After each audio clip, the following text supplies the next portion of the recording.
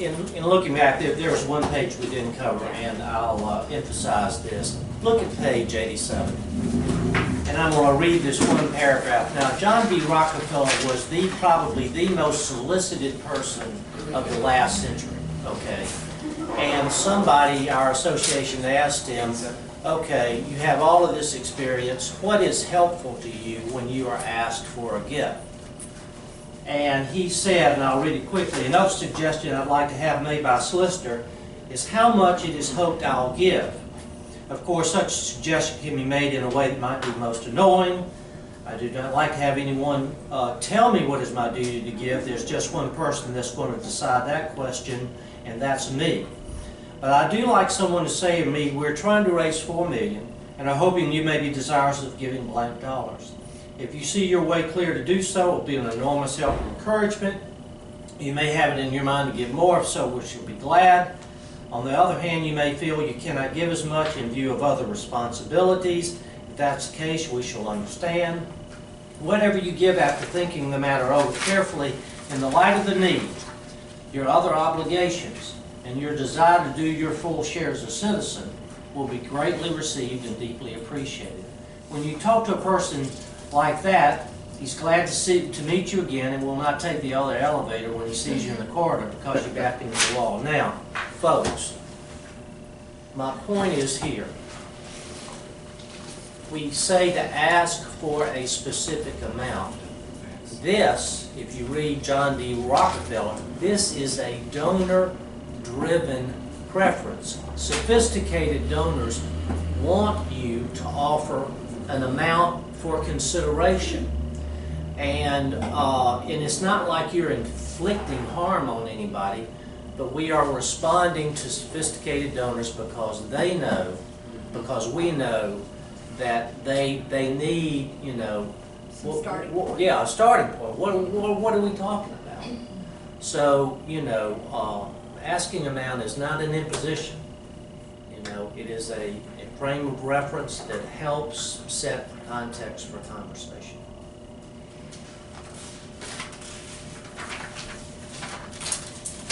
Page 91 is the Development Office Management. Of course, you already know most of your duties. And as I looked through this list, I was thinking, well, ideally, it'd be great to have a person for each of these things. Not always the case. You know, the annual fundraising, major or capital fundraising, plain giving program, donor research, donor record maintenance, corporate foundation research, donor communications and relations.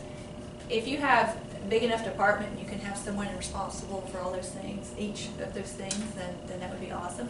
If you don't, Maria. yeah. if you don't, hide the knives, folks. Yeah, you know, where are you putting your time? Where you? It's you're stretched. You're doing all these different things.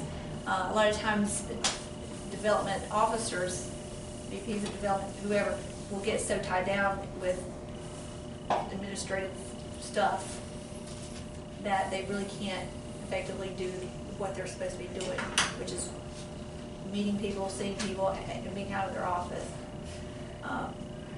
So, you know, some places it's just not, it doesn't make sense to, or they don't have the money to hire someone else. Other places they just, you know, try to be cheap. I don't know what it is, but people are not investing enough. Organizations are not putting enough money into their development office because they should be able to you know, earn their salary plus. So if you're having to do it all, bless your heart, I'm so sorry you're having to do it all. One thing I'll say too about development offices and people in there, I know personalities is huge when you're looking at other people. You know, I see that a lot when we do our gap analysis and we talk with employees and we kind of learn some of the dynamics in the development office. If it's not a happy workplace, it's going to often be very unproductive.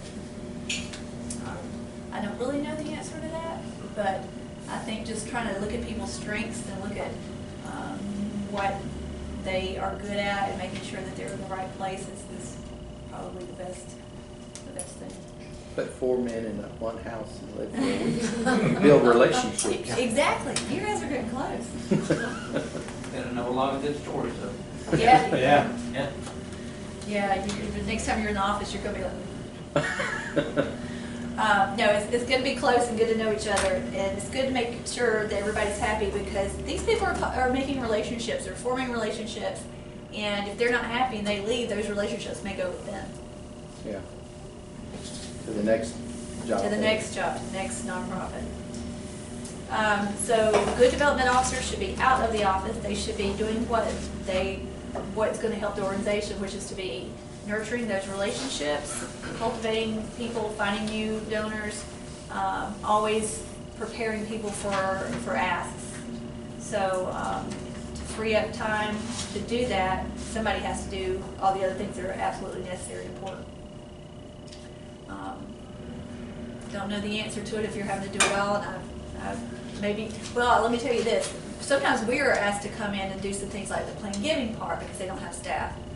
Or they don't either have the expertise, they don't have the time, or they don't have the staff. So, find someone that could come in part-time and do data entry. Find, something to free up your time to do what you need to be doing.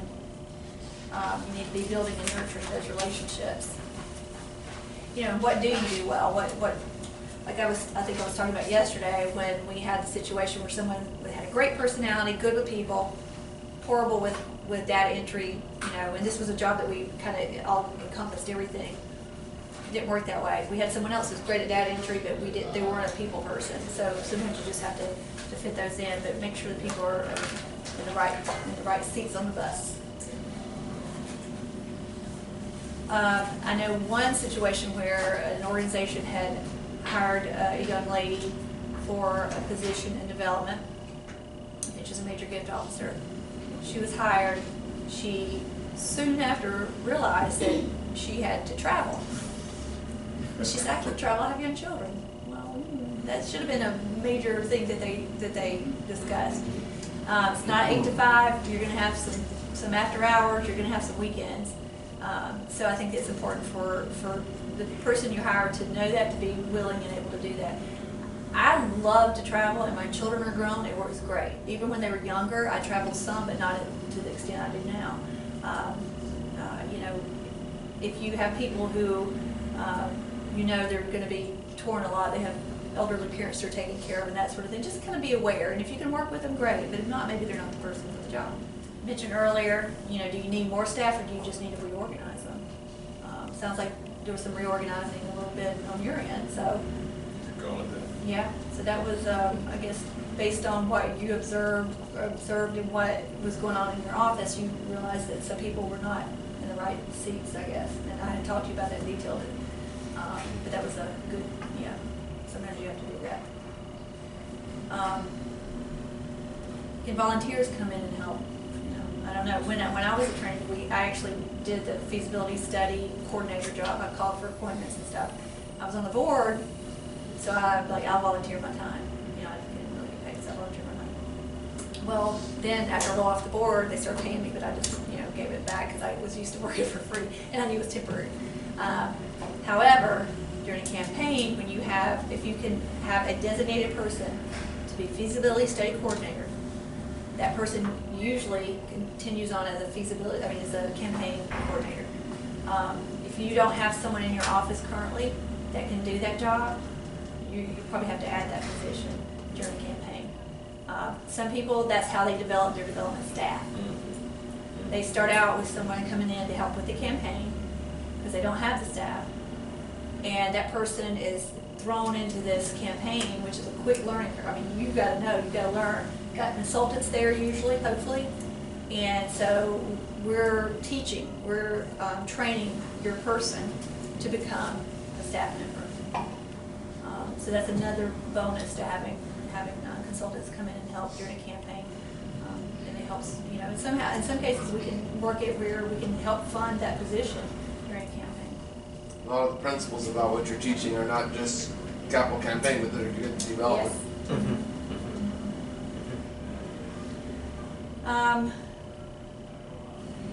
Additional equipment, what are you using for your donor base? Can it handle pledge reminders? So, and I think most of you are using Razor's Edge, so yeah. So make sure that, you're up to date on how to use that. Sometimes people use the mail houses, they use the printer, they print their documents out, houses that make sense. Do you have people that can do that in-house? Things to think about. Page 93, characteristics of a good development officer. This is what I was told early on, and you know who taught me this. They said, if you have the personality, you have the work ethic, you have some good connections, you have the passion for the organization, I can teach you everything else. I can teach you how to be a development officer if you have those things. I can teach you how to be, you can teach people the mechanics, but the personality has to fit too. And I found that to be true. So when you're thinking about a development position, or someone for the campaign, they don't necessarily have to have experience in development. This could be someone that's been a great volunteer over the years. A little bit of training, they'd have it down. If they've got connections and they know people and they have a passion for your organization. You weren't in development before. You did a whole new career. So sometimes that's how it happens. You bring people on that have certain qualities. Everything else they can learn. You can teach them. Bring them to the seminar. We'll teach them. Let us come to you. We'll teach them. Whatever it takes. So we're looking at somebody that's again got good connections, good leader, well organized, very articulate, someone that can communicate really well. Is another important thing. So, but your information system, whether it's donor search, whether it's not donor search, but whether it's donor perfect, whether it's Razor's Edge, all those things have to be. You have to know how to use them. People in your development office need to know how to use them. But some of us did. They may not have access to every part of everybody's record, but make sure that everybody's versed in that. One thing I want to say too about gathering information, whether it's from your volunteers when they meet with your donors, whether it's your staff, make sure there's an area that you have for comments, such as just notes, just general notes. You'll have your little drop downs and that sort of thing, but you want to capture things like, their cat's name is Sniffles, whatever. Because if you This guy, he's an expert at that. yeah, if that cat means the world, that's their child, you're not going to forget Sniffles. Because you don't want the cat getting the inheritance. That's right. Because that doesn't happen. So just because it's not on the menu of things to choose from in your database, make sure that you have a place that you can put those kinds of things too. And before you go see them, before a volunteer sees them, see what's appropriate to share with that volunteer. They can ask, if you know that their daughter's getting married or whatever, next time you see them, how did the wedding go? Hopefully you're invited, but if you're not, how'd the wedding go? Those little things. You could still send a gift. You could still send a gift, yeah. So those things go a long way. Another thing too, talking about gifts, if you've been trying to get in front of a very influential, important donor, and they do have something like that going on, hand deliver that gift. Take it to their door, You not say anything about, but organically it may come up about your organization or whatever. I think that's acceptable. I wouldn't go as try to fool or trick anyone, but at the same time, I think it's a good opportunity to do something nice, and then hopefully that conversation will come up if you've been trying to meet with them about a campaign. These 5 steps to effective planning.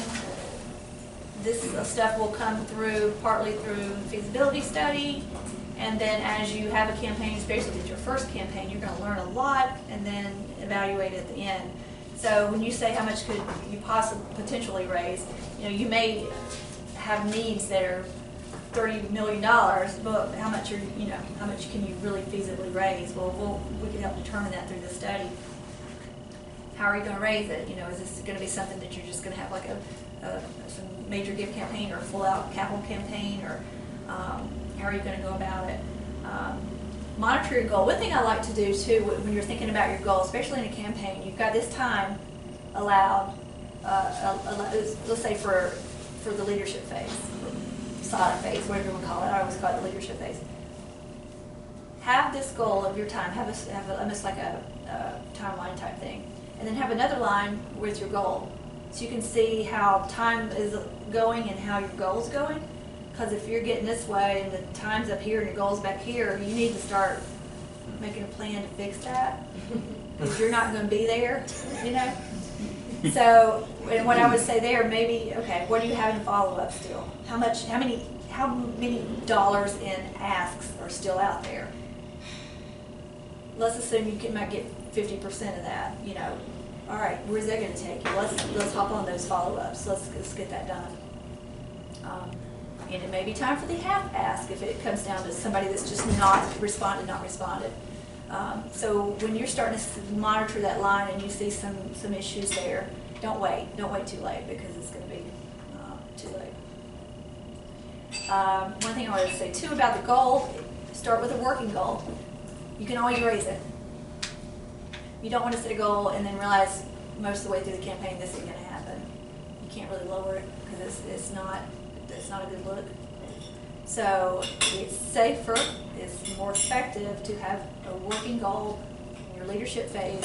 Once you kind of see how that's going, you can announce the public dates, which may be higher. I was working with the school in Hilton Head when that happened, and we had done the feasibility study. We had announced a working goal and started the process, and then everything went south. And most of those people that were the upper level donors were in real estate, and things were not good. We ended up, it was originally a 3-year campaign. It was a Christian school. We extended that and started giving people options of paying a longer time. That worked for them, but I'd rather do that than start chopping off at the numbers, but whatever works. Communicating with your donors. I'm surprised at how often when we're doing the feasibility study and we do ask the question about communication, how well do you feel that they communicate with you, personally with you? Same kind of person, same age, same everything. One person will say, oh, I get so much stuff, I don't even look at it, I just toss it. Another person says, I don't really ever hear from them. But then you hear people say, well, they do communicate, I just don't read it. Which is usually what's happening, So if they don't know, it's not for the lack of communication, it's for the lack of taking the initiative to read it. People don't like to read anymore.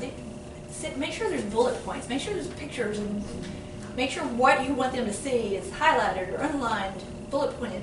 If it's a big paragraph and you want them to know what's in the middle, they'll never know it. I've heard that characterized as give people different entry points into your writing so that they can pick up a snippet, and if they're interested, they'll go back and read some more. Yeah. In big reports we have the executive summary. But if you want to know more, here's the whole thing. Yeah. This is, your later reading, but keep that in mind as you communicate. So you're never going to please everyone. Give them options if you can. If you're doing a paper newsletter or whatever and it's going well, keep doing it. But if you start giving them an option to opt out, go paperless, start receiving their newsletter through email, then that would be cost effective for you. So just give them that option. They may not want to. In that case, you may still have to be printing something, not as many at a time. Your website, what's going to drive someone there. You may have a lot of information, but what's going to drive someone to go look at it? Social media, things like that can have links where you can, oh, guess what's happening this weekend, a big event, come have some barbecue, whatever. And they can always go to your website, and hopefully they'll snoop around and look at other stuff. But that's, communication is different with everybody, so there's not a golden, answer to that one. But it's the platinum rule. Treat people like they want to be treated. Communicate with people like they want to be communicated. You may feel differently. So newsletters, brochures, the annual fund appeals, in-person visits. Are we visiting people without asking? We should say hello sometimes. Hey, let's go get coffee. I'm not asking you for anything. I just want to let you know what's going on and see how you're doing. So make sure they don't associate every contact from you as an ask. Telephone calls, like I said, not many people answer phone calls anymore, but if you know that they do, they like the calls, keep that going. Your special events is a good time to communicate, press releases, that sort of thing. And again, email newsletters, I think is great.